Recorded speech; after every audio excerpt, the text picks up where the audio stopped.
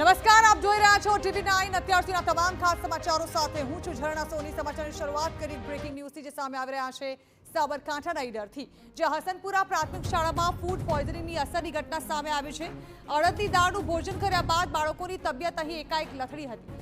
45થી વધુ બાળકોને સારવાર અર્થે ઈડર સિવિલ હોસ્પિટલ ખસેડવામાં આવ્યા છે, તો અધિકારીઓએ સ્થળ પર પહોંચી ઘટનાની તપાસ હાથ ધરી છે।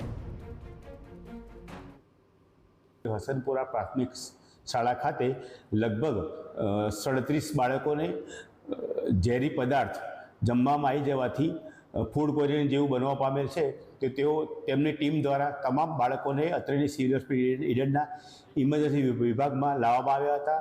તેઓને અમારા દ્વારા દરેક બાળકની તપાસ કરવામાં આવી હતી। તપાસ દરમિયાન ઉબકા, સામાન્ય ઉલટી અને પેટમાં દુખાવા જેવી તકલીફો હતી, તો અમારા દ્વારા અને અમારી મેડિકલની અત્રેની હોસ્પિટલની ટીમ દ્વારા દરેકને સારવાર આપવામાં આવી હતી। ORSનું પાણી, એન્ટાસિડ વગેરે દવા આપવામાં આવી હતી અને દરેકને આઈસ્ક્રીમ આપવામાં આવેલ હતો।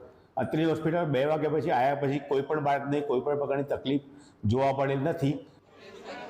તો સમગ્ર ઘટના અંગે ઈડર સિવિલ હોસ્પિટલના સુપ્રિન્ટેન્ડન્ટનું કહેવું છે કે હસનપુરા પ્રાથમિક શાળાના બાળકોને ફૂડ પોઈઝનિંગની અસરની ફરિયાદ હતી। બાળકોને સામાન્ય ઉલટી, ઉબકા અને પેટમાં દુખાવો થતાં તમામ બાળકોની તપાસ કરી અમારી ટીમ દ્વારા દવાઓ આપવામાં આવી હતી। અત્યારે તમામ બાળકોની સ્થિતિ સારી છે, કોઈ પણ બાળકને વધારે તકલીફ નથી।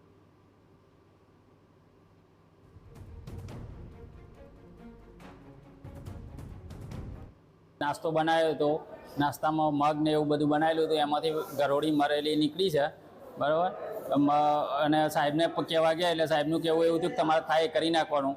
પેલો ભાઈ જો મધ્યાહન ભોજનવાળો છે એ બી એવું કહેતો હતો કે તમે અગર અમારે કશું કહી શકતા નથી, હો એ તો થાય બધું, આવું તો ચાલતું રહે।